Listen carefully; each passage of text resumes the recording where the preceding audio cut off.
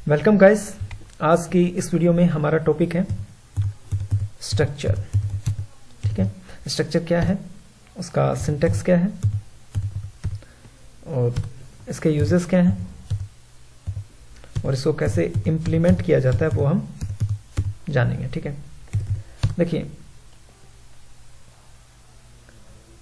सबसे पहले जानते हैं कि स्ट्रक्चर क्यों इंट्रोड्यूस हुआ सी प्रोग्रामिंग लैंग्वेज के अंदर। ठीक है ना, ऐसी क्या कंडीशन अकर हुई जब प्रोग्रामर के सामने कि सी प्रोग्रामिंग लैंग्वेज के अंदर जो स्ट्रक्चर है ये कॉन्सेप्ट इंट्रोड्यूस हुआ या आया। ठीक है, देखिए मेरे को एक स्टूडेंट है, उसका मेरे को रोल नंबर स्टोर कराना है, तो मैं एक्स टाइप का एक वेरिएबल बनाया मैंने, एक्स नाम का एक वेरिएबल बनाया जिसका डेटा टाइप है इंट, और उसमें मैंने उसके रोल नंबर 100 मैंने स्टोर करा दिए। ठीक है, नेम मेरे को किसी एक स्टूडेंट का स्टोर कराना है, तो मैंने क्या किया, कैर टाइप की एक एरे बनाया जिसका नाम था नेम, और उसमें मैंने मान लीजिए उस शख्स के नाम में 15 कैरेक्टर हैं तो मैंने उसका साइज दिया। ये काम मैं कर रहा हूं। ठीक है, यानी कि मेरे को उनके रोल नंबर के लिए अलग डेटा टाइप बनाना पड़ रहा है इंट। ठीक है, उसके नाम के लिए मेरे को अलग डेटा टाइप कैर टाइप की एक एरे मेरे को बनानी पड़ रही है। ठीक है, देखिए अगर मान लीजिए मेरे को एक प्रोजेक्ट बनाना है जिसमें मेरे को 2 स्टूडेंट के नाम और 2 स्टूडेंट के रोल नंबर सेव करके और उनको आउटपुट देना है। ठीक है, ये तो था छोटा सा काम, हो जाएगा। 4 वेरिएबल मैं याद रखूंगा, 2 एरे बना लूंगा कैर टाइप की और 2 कोई भी वेरिएबल मैं इंटीजर टाइप के बना लूंगा और उनको सेव करा के प्रिंट करा दूंगा, उनमें मैं डेटा रख के प्रिंट करा दूंगा। अब मान लीजिए यही बात है अगर 500 बच्चों के लिए, तो इतने सारे वेरिएबल को कौन याद रखेगा, तो हम लोग यूज करते थे एरे। ठीक है ना, एरे में क्या करते थे, अगर बात 50 बच्चों के लिए है तो मैं इंट टाइप की एक एरे बनाता था जिसका नाम था या मैं रख लेता हूं रोल, और उसमें मैं 50 बच्चों के रोल नंबर स्टोर कराने की काबिलियत रखते हुए उसकी साइज रख देता था 50। ठीक है, ये एरे बना दिया। इसीलिए कैर में करेंगे, मैं कैर में 50 बच्चों के नाम स्टोर कराने के लिए कैर टाइप की एरे बना रहा हूं, एरे का नाम ले लेता हूं मैं नेम। ठीक है, और अगर 50 मेरे को स्ट्रिंग स्टोर करानी है, यानी कि 50 बच्चों के नाम स्टोर कराने हैं, तो मैं फर्स्ट ब्रैकेट में उसका साइज देता हूं 50 रो। ठीक है, और मान लीजिए मेरे हर स्ट्रिंग में 15 कैरेक्टर हैं, या फिर ज्यादा हो सकता है किसी बच्चे के नाम में 20 कैरेक्टर आ जाएंगे, तो मैं 20 कॉलम ले लेता हूं हर एरे के अंदर, यानी कि 20 कैरेक्टर। ठीक है ना, ऐसा करके मैंने ये काम कर लिया। देखिए यानी कि नेम है, स्ट्रिंग है, वो सिर्फ कैर के ऊपर ही डिपेंडेंट है, रोल नंबर है यानी इंटीजर टाइप का डेटा है वो सिर्फ इंट के ऊपर डिपेंडेंट है, यानी कि हर डेटा टाइप अपने ही नेचर के डेटा के साथ डील कर रहा है। ठीक है, ऐसे में क्या होगा कि प्रोग्रामर है उसको थोड़ी कॉम्प्लेक्सिटी होगी इतने वेरिएबल मैनेज करने में।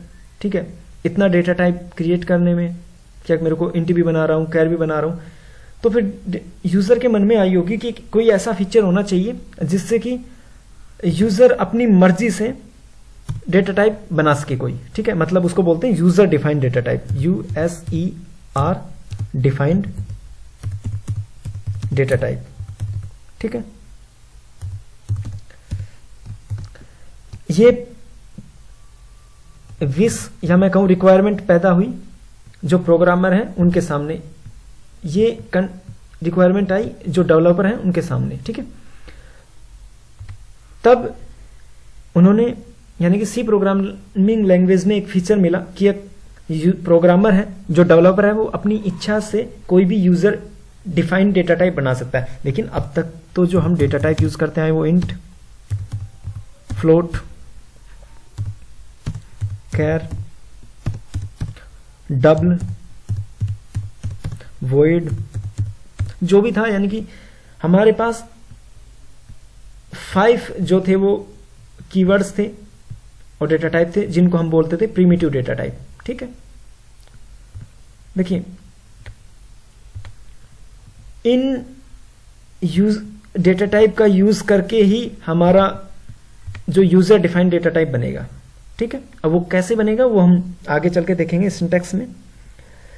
अभी फिलहाल इतना जानिए कि हमें एक फीचर मिला कि हम यूजर डिफाइंड डेटा टाइप बना सकते हैं, और वो फीचर दिया हमें जो स्ट्रक्चर है इसने, ठीक है। तो यूजर्स में हम लिख सकते हैं यूजर डिफाइंड डेटा टाइप बनाने के लिए हमें स्ट्रक्चर यूज आता है, तो मैं लिख देता हूं टू मेक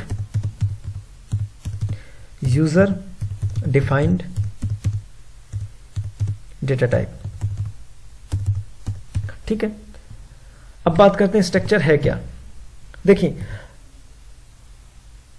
स्ट्रक्चर की डेफिनेशन है collection of dissimilar data type, या मैं कह सकता हूं collection of multiple data type, एक से ज्यादा डेटा टाइप जिसमें शामिल हो, ठीक है ना, उसको स्ट्रक्चर बोलते हैं। मैं लिख सकता हूं collection of multiple data types, इसको बोल सकते हैं heterogeneous data type.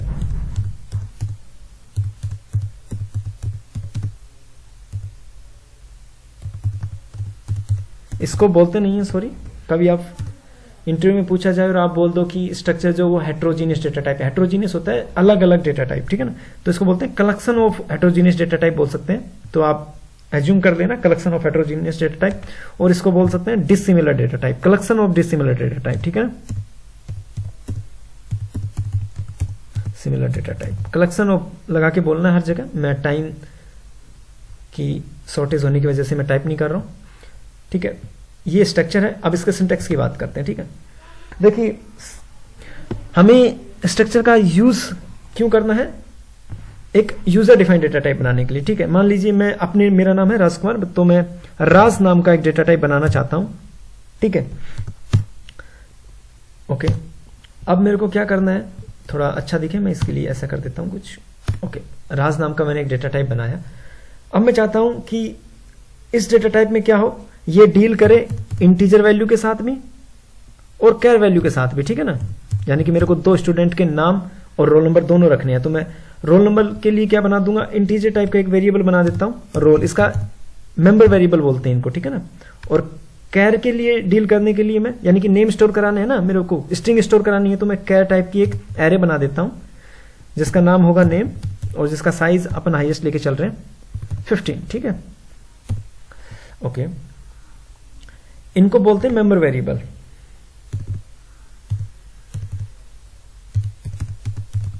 Member variable,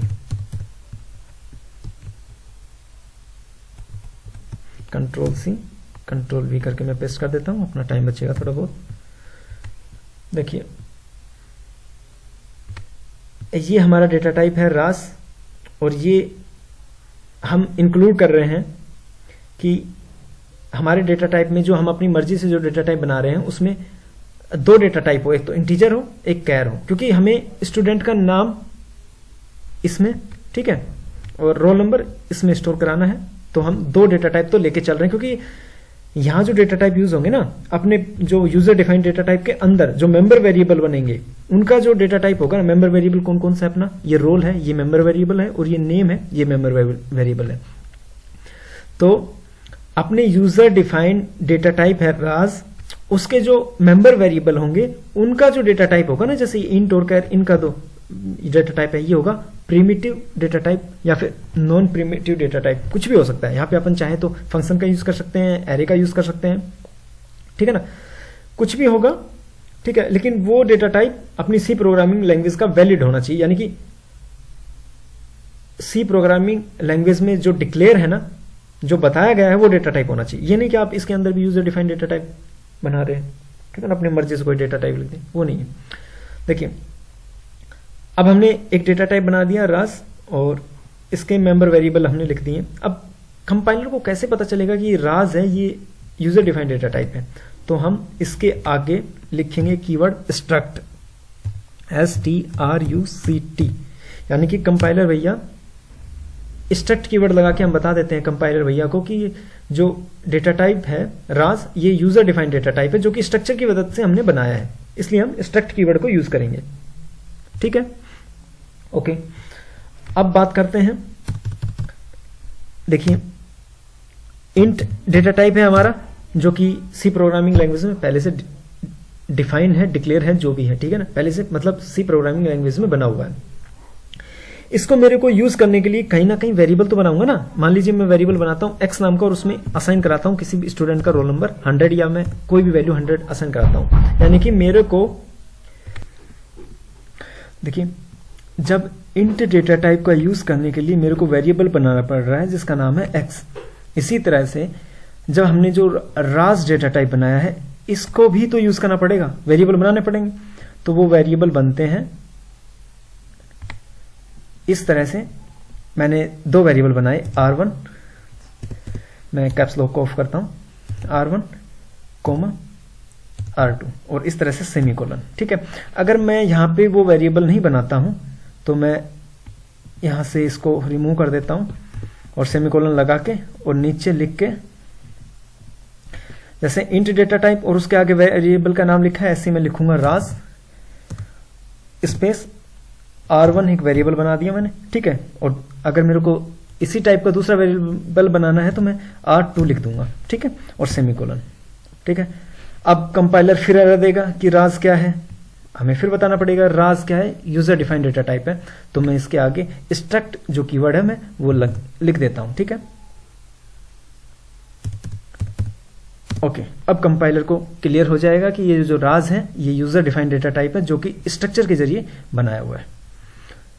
R1 R2 क्या है, जो हम लोग अभी इंटीजर के साथ x के बारे में बात कर रहे थे। x एक वेरिएबल था तो ये भी एक वेरिएबल है, तो मैं इनको लिख देता हूं वेरिएबल। ओके, जब मैं R1 R2 वेरिएबल को यूज करूंगा, ठीक है, तो मुझे इनके डेटा टाइप के लिए यानी कि राज डेटा टाइप में क्या क्या है, एक इंट है, ठीक है, और एक कैर है। मेरे को ठीक है, इंटीजर टाइप में क्या है, रोल नंबर है, और कैर में क्या है, एक एरे है जिसका नाम है नेम। तो मेरे को R1 के लिए अगर रोल को यूज करना है यानी कि मैं जब इन वेरिएबल के जरिए इन मेंबर वेरिएबल को एक्सेस करना चाहूंगा तो मेरे को डॉट जो ऑपरेटर है उसका इस्तेमाल करना पड़ेगा, डॉट जो एक बिंदु से अपन डिनोट करते हैं। मान लीजिए मेरे को R1 के रोल नंबर जो मेंबर वेरिएबल है, ठीक है ना, यानी कि R1 वेरिएबल है अपना, ठीक है, इसके जो रोल जो मेंबर वेरिएबल है मैं उसमें 100 वैल्यू असाइन करना चाहता हूं। तो मैं डॉट लगा के, देखिए ये एक डायलॉग बॉक्स जैसा कुछ ओपन हुआ है, इसमें बता रहा है कि आपने जो वेरिएबल बनाए हैं राज जो डेटा टाइप है उसमें आपने 2 वेरिएबल जो बनाए हैं, एक है नेम जिसका डेटा टाइप है कैर और दूसरा है रोल जिसका डेटा टाइप है इंट। तो मैं चाहता हूं मैं रोल को एक्सेस करूं तो मैं रोल पे क्लिक करूंगा और उसमें असाइन करा दूंगा 100, ठीक है। और आगे चल के मैं अगर प्रिंट कराता हूं प्रिंटफ फंक्शन के जरिए इंटीजर टाइप की वैल्यू उसमें इनपुट है तो मैं %d फॉर्मेट स्पेसिफायर लगा के कोमा लगा के वेरिएबल कौन सा है अपने को, फिर से वही R1 डॉट रोल को एक्सेस करूंगा, ऐसे करके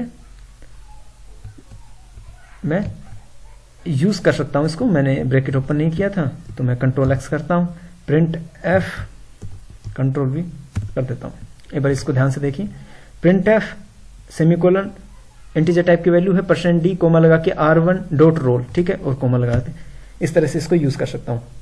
देखिए ये तो था इसका सिंटेक्स। अगर मैं इसको स्ट्रक्ट R1 राज R1 R2 यहां डिक्लेयर ना करूं तो मैं यहां लिख सकता हूं R1 कोमा R2, ठीक है। ये वेरिएबल बनाने का तरीका था तो मैं लिख देता हूं यहां पे वेरिएबल। तो इन वेरिएबल्स को इंप्लीमेंट कैसे किया जाता है ये आपको पता लग गया होगा डॉट ऑपरेटर के जरिए, ठीक है। यूजर्स क्या है, यूजर डिफाइन जो डेटा टाइप उसको बनाने के लिए इसका यूज होता है स्ट्रक्चर का। स्ट्रक्चर की डेफिनेशन क्या है, collection of multiple data types, यानी कि एक ही डेटा टाइप में बहुत सारे डेटा टाइप होते हैं, यानी कि collection of multiple data types. देखिए इसमें ये स्ट्रक्चर से बनाया हुआ राज है तो इसमें काफी एक से ज्यादा डेटा टाइप है, इंट भी है कैर भी है, ठीक है। तो स्ट्रक्चर की डेफिनेशन ये। अब हम एक प्रोग्राम के जरिए इसको क्लियर कर लेते हैं। जो स्ट्रक्चर है उसकी जो यूजेस हैं या मैं कहूँ उसकी जो नीड है वो क्लियर हो जाएगी। तो मैं वीडियो पोस्ट करके प्री प्रोसेसर जो कमांड है वो लिख लेता हूं। ओके, मैंने वीडियो सॉरी, मैंने प्री प्रोसेस जो कमांड है वो लिख ली है। ओके, अब जैसा कि हमने अभी स्टेटमेंट में सिंटैक्स क्रिएट किया था, सिंटैक्स के जरिए समझा था, वैसे ही हम ये प्रोग्राम बना रहे हैं जिसमें 2 जो स्टूडेंट हैं उनकी डिटेल्स हैं, जिसमें हम नेम की बात करें और रोल नंबर की बात करें तो वो इनपुट कराएंगे, ठीक है, और उनको प्रिंट कराएंगे, ठीक है। तो मैं एक डेटा टाइप बनाता हूं, यूजर डिफाइंड डेटा टाइप, ठीक है, जिसका नाम रखते हैं अपन राज, ठीक है। तो मैं struct स्ट्रक्ट जो डेटा अपना कीवर्ड है उसका यूज करूंगा, क्योंकि यूजर डिफाइंड डेटा टाइप है struct, user defined data type है अपना राज, मैं नाम लिख देता हूं और एंटर मार के इस तरह से सेमीकोलन तो हम बाद में लगाएंगे, इस तरह से कर्ली ब्रैकेट ऑन करता हूं। ये अब हमें यूज क्या करना है, मतलब किस किस डेटा टाइप का यूज करना है वो हमारे प्रोग्राम पे डिपेंड करता है। हमें क्या करना है, रोल नंबर और नेम इनपुट कराने हैं, ठीक है ना। तो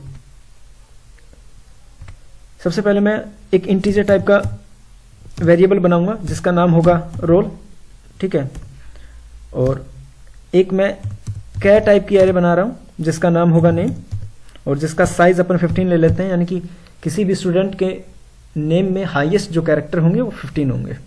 सेमीकोलन लगाते हैं, ठीक है। इसको मैं लिख देता हूं यूजर डिफाइंड डेटा टाइप, ठीक है, और ये है मेंबर वेरिएबल,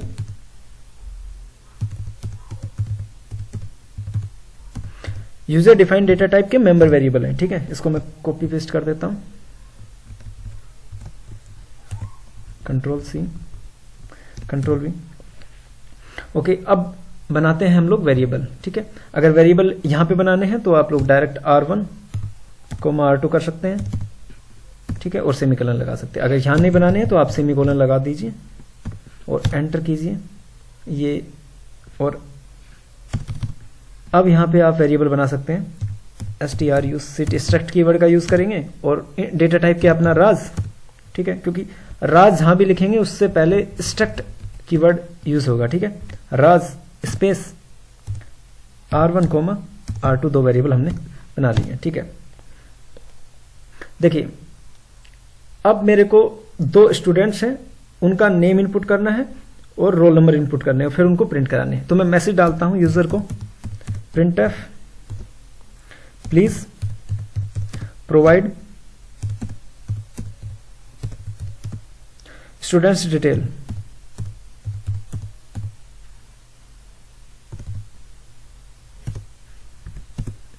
स्टूडेंट्स डिटेल्स, ठीक है,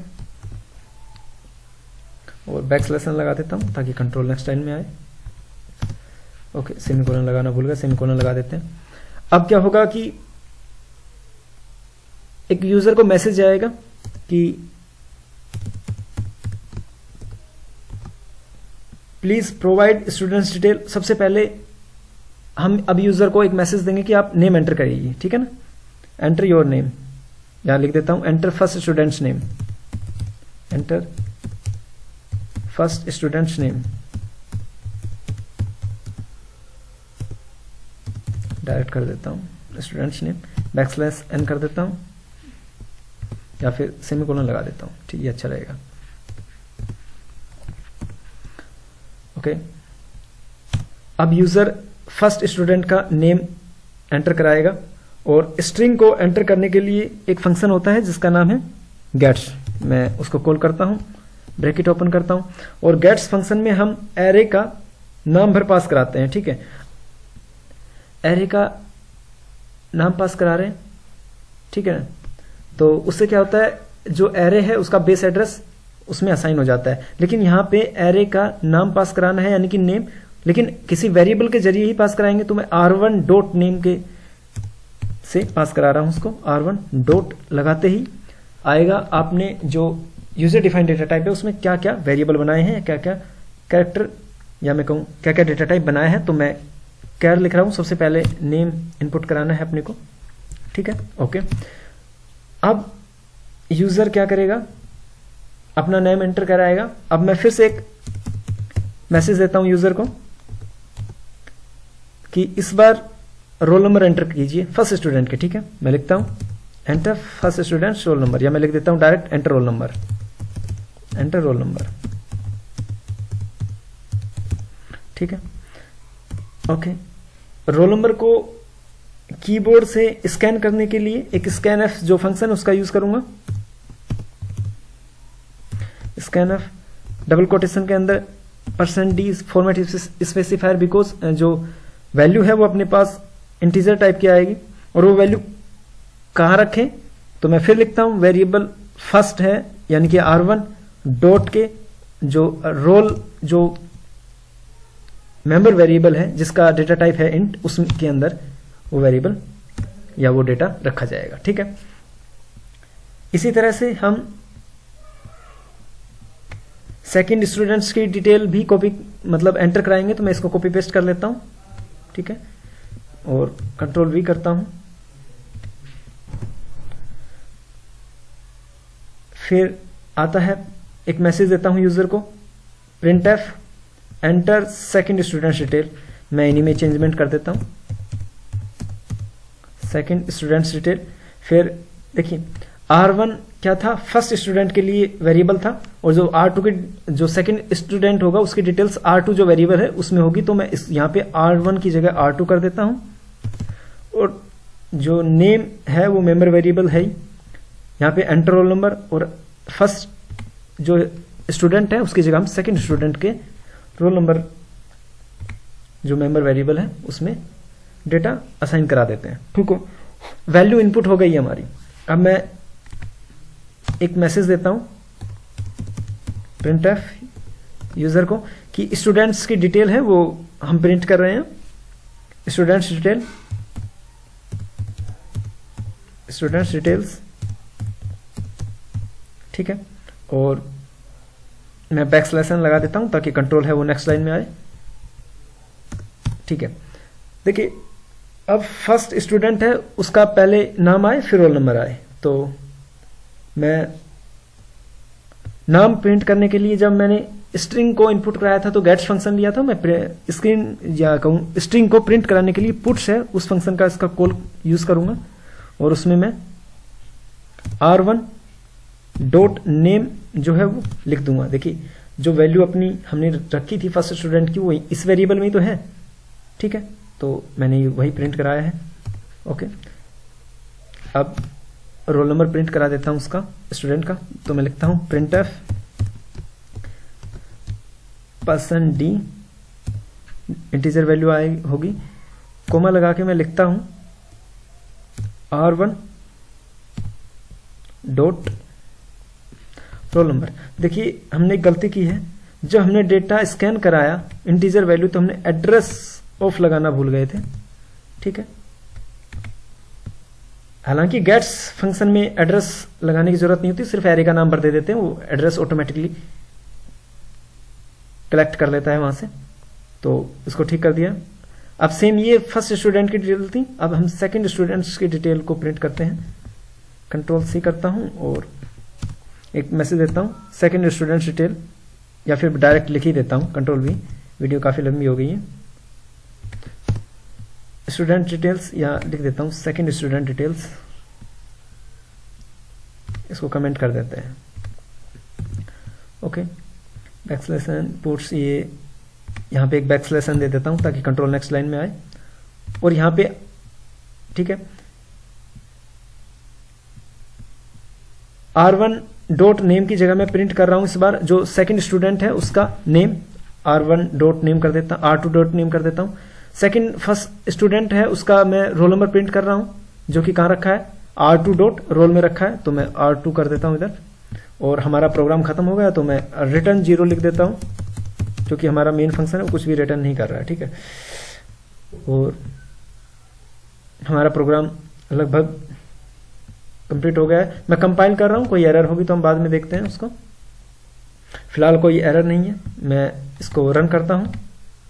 देखिए please provide student detail, enter first students name, मैं नाम लिखता हूं फर्स्ट स्टूडेंट का नाम राजकुमार, ओके, उसका रोल नंबर मैं लिखता हूं 14, ठीक है।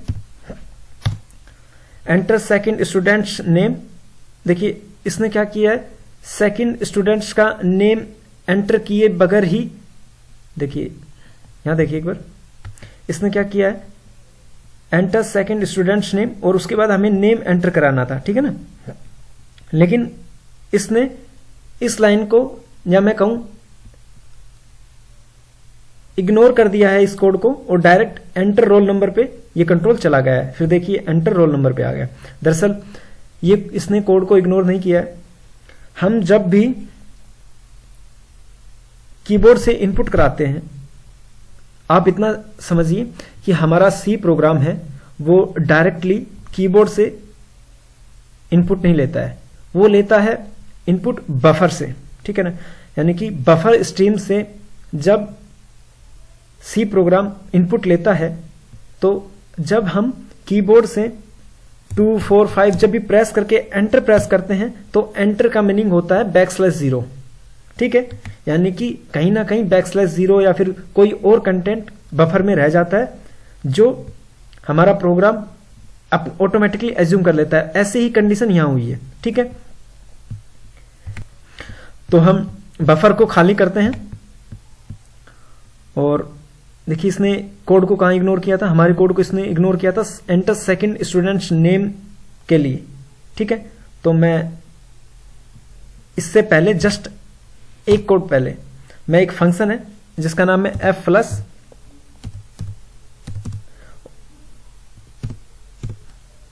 ठीक है, और उसके ब्रैकेट के अंदर मैं लिखता हूं stdin, ठीक है, और सेमीकोलन लगाता हूं। ये एक फंक्शन है, ये क्या करेगा, उस बफर स्ट्रीम को खाली कर देगा, और फिर हम जो भी वैल्यू इनपुट कराएंगे उसके लिए जो बफर होगा वो फ्री होगा, उसमें अंदर कोई भी गार्बेज वैल्यू नहीं होगी, ठीक है। अब मैं इसको फिर से कंपाइल करता हूं, कोई एरर नहीं, मैं रन कर देता हूं। देखिए फर्स्ट स्टूडेंट का मैं नाम एंटर करा रहा हूं, राजकुमार एंटर कर रहा हूं, उसका रोल नंबर है 14, मैं लिख देता हूं। सेकंड जो स्टूडेंट है नेम, इस बार देखिए हमारा बफर फ्री है तो कोई एरर नहीं दे रहा है, यानी कि उस कोड को इग्नोर नहीं कर रहा है। मैं दूसरे स्टूडेंट का नाम लिख देता हूं राखी, और उसका रोल नंबर है 27। यहां फिर से कुछ एरर आई है, और वो एरर क्या है, क्योंकि हमने जब सेकंड स्टूडेंट के रोल नंबर को जब हम एक्सेस कर रहे हैं या स्टोर करा रहे हैं, तो हमने एड्रेस ऑफ नहीं लगाया है, ठीक है ना। मैं फिर से एक बार कंपाइल कर देता हूं,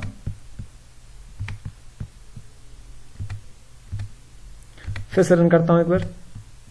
फर्स्ट स्टूडेंट का नाम राजकुमार, वही इनपुट वही रोल नंबर, सेकंड स्टूडेंट का नाम वही है, मैं लिख देता हूं राखी, रोल नंबर लिख देता हूं 27, और एंटर करता हूं। देखिए स्टूडेंट्स की जो डिटेल्स हैं वो ऐसे की ऐसे प्रिंट हो गई हैं। स्टूडेंट डिटेल्स राजकुमार, रोल नंबर है 14, और सेकंड स्टूडेंट है राखी, उसका रोल नंबर है 27, ठीक है। तो स्ट्रक्चर जो है वो हमारी मदद करता है एक यूजर डिफाइंड डेटा टाइप को क्रिएट करने के लिए, और आप जैसे जैसे प्रोजेक्ट बनाओगे या फिर बड़ा सॉफ्टवेयर बनाओगे, उसमें स्ट्रक्चर की काफी इंपॉर्टेंस होती है। आई होप आप लोगों को इतना कुछ क्लियर हुआ होगा। धन्यवाद।